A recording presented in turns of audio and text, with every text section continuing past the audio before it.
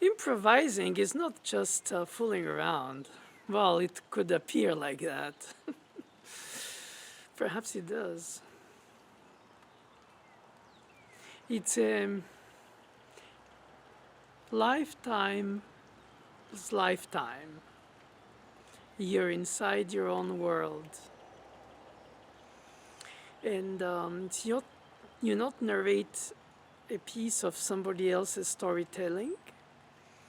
You dig out of yourself that one and share it in real time.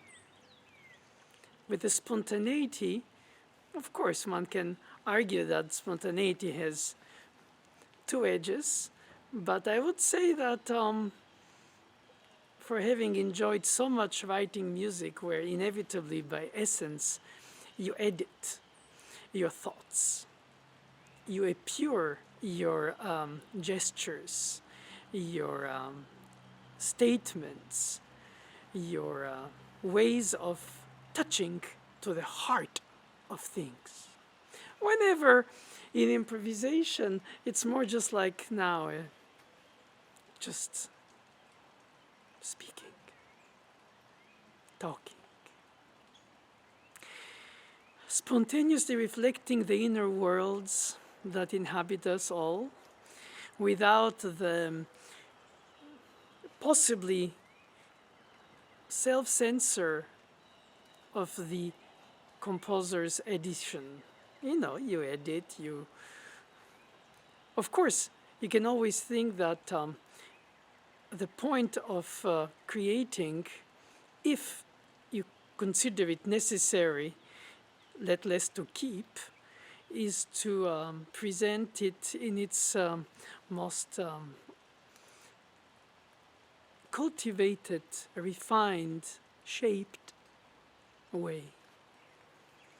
So you learn about those things inevitably, of course, and to a point to which you might end up by perhaps not really finding the same spontaneity. And I find that improvisation is spontaneity, is in a certain sense honesty. Those words can sound extremely cheesy, but I find that it's a way to say so many things that words can't say. And besides that, the narrative is not in the language, the narrative is in the psychological expression of the mood, atmosphere, but also statement, rising, dropping, delaying, hoping, all what motivates humans, desire, rising above one's own limitations in order to serve a better way, the art that we cherish.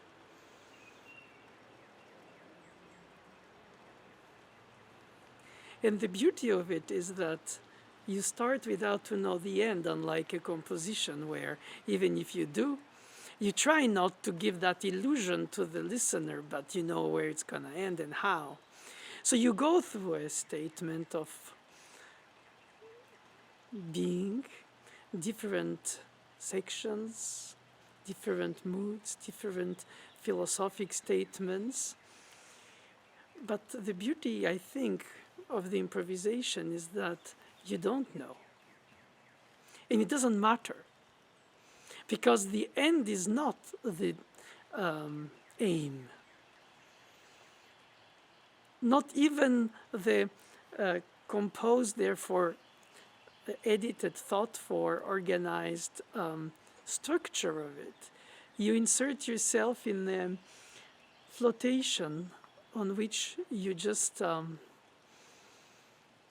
basically play like you breathe, play like you dream, play like you cry, play like you hope, play like you enjoy, play like you're marveled, play like you're in a state of awareness of something else, which we call the soul, but it is so clearly echoing through the music. It's touching, it's moving, it's truly moving experience. And I find it so more liberating when you start imagining, as I do constantly with my fountain of imaginations, inner voices, secondary voices, dialogues. And you start following several characters of an imaginary opera in miniature by yourself. Make believe. That's what children do when they play with their toys. That's what adults do when they imagine what they would like to be, do, or be with, or become.